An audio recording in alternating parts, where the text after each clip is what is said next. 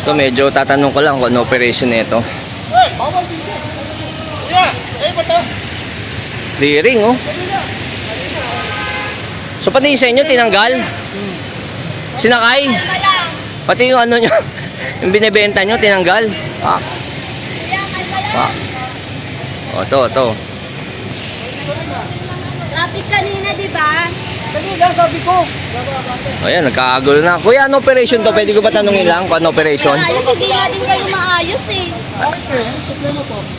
Ayan, no? Problema kami. Kayo problema. O, sige ate, sabihin mo sa akin kung ano naging problema dito. Dali, nagbablog tayo. Ano naging problema? Tinanggal yung... Private, nangunguha ng kung ano-ano. Oh? Wow. Shit. So, tinanggal yung ano nyo, yung tindahan nyo rito, kinuha.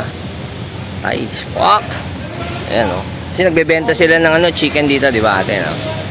So, medyo nagkakaroon tayo ng clearing dito, medyo magulo. Tataka lang kami bakit sa loob ng village, di ba? Ayan, no? Kagulo na. Tension na to. Fuck! Gulo. Oo. Kuya, nagbablog ka rin ba? Oh. Ano ba operation dito ngayon? Ay, sige po. Ito po sa atin. Kuya, ano ba operation natin? Sidewalk po. Clearing. Sidewalk clearing, meaning anong bawal? Kuya, anong bawal nga? Anong bawal sa sidewalk? Yung mga nakaparking po siya gilid. Nakapark sa sidewalk. Paano yun kung hindi ka naman sa sidewalk nakapark ka sa dalawang gilid? Bawal din yun? Paano yun? Medyo magulo ah. Yan. Hindi tayo masagot ng mga tao dito. Kasi sa akin po, isa sa ano lang po sa akin, yung mga sa sidewalk, ano. Sa sidewalk, katulad mga nagbebenta. Paano kung pinayagan naman sila ng barangay? Kasi siyempre may permit pa rin naman sila sa barangay, di ba? Kanto po. Kanto, bangketa. Kanto, bangketa. Arsada at saka pedestrian po. Paano yung mga nagtatayo ng mga properties dito? Mas mga truck nila katulad sa amin malapit, pwede bang hatakin nyo na yun kasi mas magulo yun. Depende po sa... Okay, salamat. Ate, Minda. Ito medyo may nasasampa na rito, hatakin na to. Anong ko lang? Kuya, basically magkano tubos na ito pag nahata ka? Hindi po kabisado. Hindi mo rin alam. Patay, hatak na si kuya. Iba, naisakay na. Shit. Fuck, pinagtripan ng village namin. Okay, so tanong natin talaga kung ano nangyayari. Walang makasagot eh na MMDA. Tawagan ko na lang si Boss Gab natin. Only. Yan. Fuck. Traffic na oh. Traffic guys. Kaagulo na sila.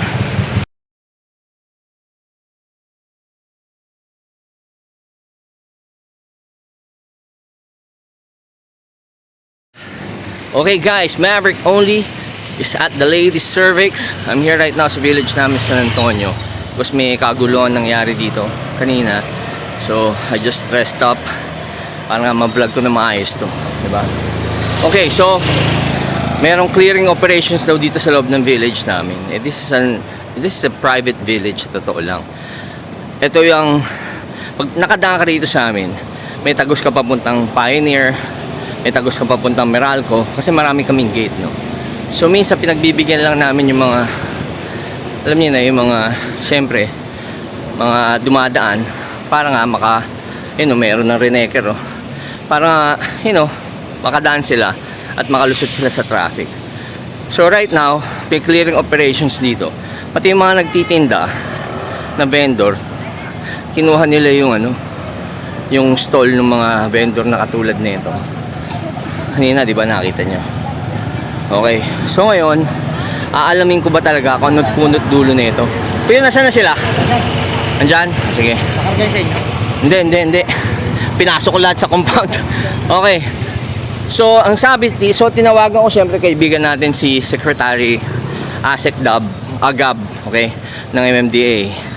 So, tinanong ko, Asek, ba't ba merong operations dito sa amin private barangay, di ba? Village ng Pasig. So sabi, may nagreklamo daw na taga Malacanang, hindi ko alam kung sino yun, dahil marami daw illegal parking. 20 years na ako nakatira dito, talagang dumami na lang yung mga sasakyan dito.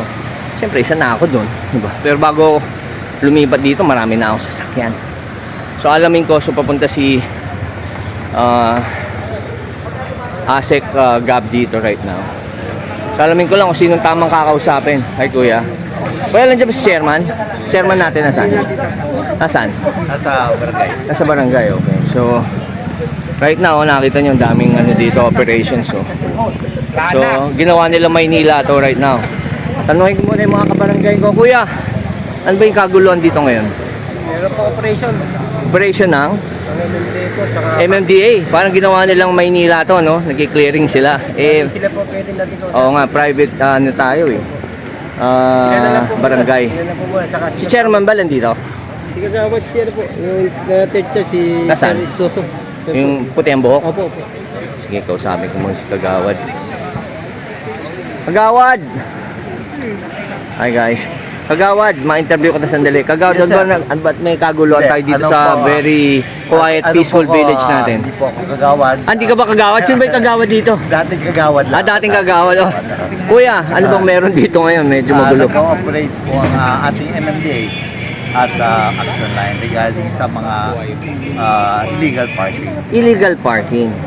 This is a parang private village, right? Paano naging illegal? Hindi naman to ano po, public highway.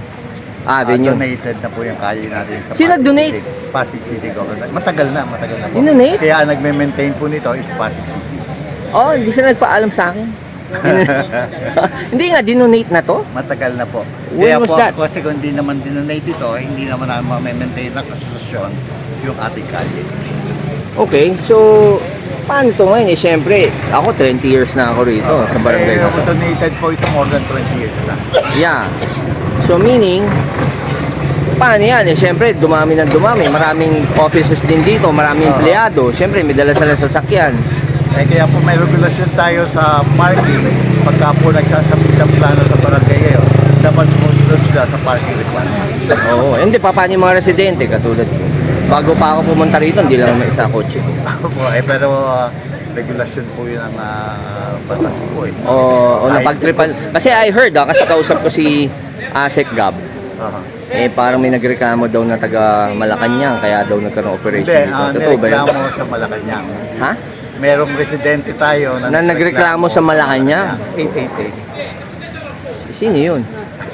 Alam ba natin kung si anonymous yun? Anonymous po yun. Oo.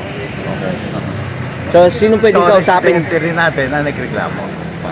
Sino man residente yun? Di ba? Dapat kinausap niya muna si chairman. Hindi naman dapat yata ganun, di ba? Yun ang dapat unang protocol. Sana nga po eh. Pero Di ba? Para naiwasan yung ganitong kaguluhan. Kasi maraming abala to sa mga residente rin. Di ba? kung may reklamo po sa akin. Oo, kung sino man gusto ko man sabihin, kung sino man yun, Bahala sino man na kayo. yun, eh dapat nakipag-usap muna sa barangay para medyo naiwasan tong ganitong kaguluhan, di ba? Actually, kasama rin po ako doon sa reklamo. Nareklamo ka? Kasama po ako doon sa reklamo at O ikaw nagreklamo? Hindi, ako. Nareklamo ka? Reklamo I po heard ito. nga, nareklamo rin daw yung chairman natin. pati po ako kasama. Yeah, di ba? Which is why, di ba? Kasi po, ang sinasabi po niya doon ay kinakampihan po natin itong mga residente. Hindi, siyempre, di ba, you would always protect majority of your residents, di And ba? by the regulation po talaga tayo. Yeah. At kung pwede naman mawala. Tsaka may nag-regulate naman na mga barangay official din natin, di ba? May sarili tayo. Pwede naman masabihan muna. Masabihan muna, di ba? Maayos. Sige, kuya, babalikan kita at hopefully makausap si chairman. Okay. Thank you, kuya. Sir, saan naman kayo saan naman kayo maghahatak ngayon? Ah, sino? Kuya, si kuya. Kuya, tanongin lang natin. Kuya, pwede kita ma-interview sandali, kuya? Ay, kuya. Pwede ka na sumunod siya. Sir, pwede ba ma-interview kayo sandali? Okay lang? Ayaw. Sir, pwede kayo ma-interview sandali?